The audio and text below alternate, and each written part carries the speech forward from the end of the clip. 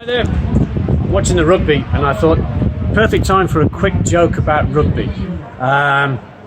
Maybe another day I'll do a quick joke about snow.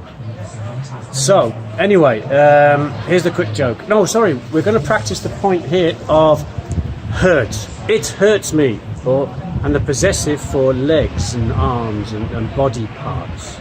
So my leg hurts me. That's how we say it. My leg hurts me.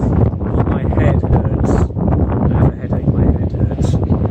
My arm hurts. My nose hurts. So the idea is, oh, it's cold out here. Okay, so here's the joke. It's going to be very quick because it's bloody cold.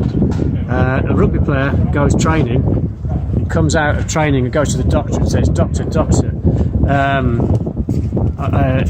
I've been training today, and then when I touch my leg hurts, and I touch my arm, and my arm hurts, and I touch my neck, and my neck hurts, and my nose hurts. It doesn't matter where I touch myself, it all hurts. What's wrong with me?" And the doctor says, "You've broken your fingers." Anyway, I'll go and have a great night. It's freezing here.